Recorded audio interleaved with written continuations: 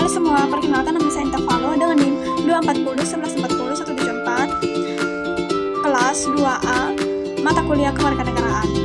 Di sini saya akan menganalisis perbedaan sistem demokrasi di Norwegia dan Indonesia.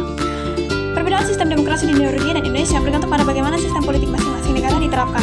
Namun, karena Norwegia bukan negara yang dikenal secara umum, saya akan memberikan perbandingan dengan asumsi bahwa Norwegia memiliki sistem demokrasi yang berbeda dari Indonesia. Yaitu yang pertama, bentuk pemerintahan. Bentuk pemerintahan Indonesia menganut sistem demokrasi presidensial, di mana presiden berdiri sebagai kepala negara dan kepala pemerintahan.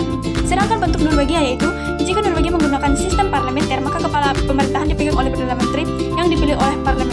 Sementara kepala negara bisa berupa presiden atau raja, atau jika monarki konstitusional.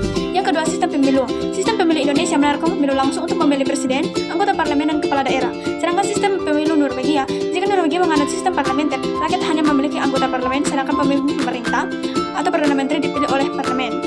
Yang ketiga, pembagian kekuasaan. Pembagian kekuasaan Indonesia yaitu kekuasaan eksekutif, kekuasaan legislatif, kekuasaan yudikatif, dan dipisahkan secara tegas.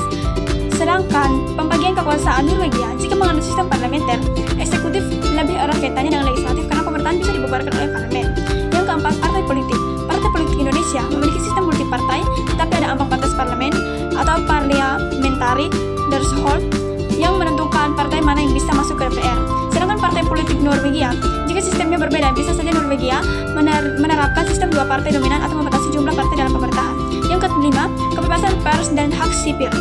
Kebebasan pers dan hak sipil Indonesia. Di demokrasi Indonesia menjamin kebebasan pers, hak memilih, dan kebebasan berpendapat meskipun ada tentangan dalam implementasinya. Sedangkan kebebasan pers, hak, dan sipil Norwegia, jika Norwegia adalah negara yang lebih otoriter atau semi-demokratis, mungkin kebebasan pers lebih terbatas dan ada pengaruh kuat dari pemerintahan terhadap media dan posisi. Kesimpulannya, sistem demokrasi Indonesia dan Norwegia dapat memiliki perbedaan dalam bentuk pemerintahan, sistem pemilu, pembagian kekuasaan, partai politik, serta pers dan hak sipil.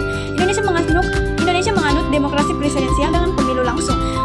Sementara itu Norwegia mungkin memiliki sistem yang berbeda seperti demokrasi parlementer, sistem dua partai, atau bahkan demokrasi terbatas dengan kebebasan politik yang lebih dikendalikan.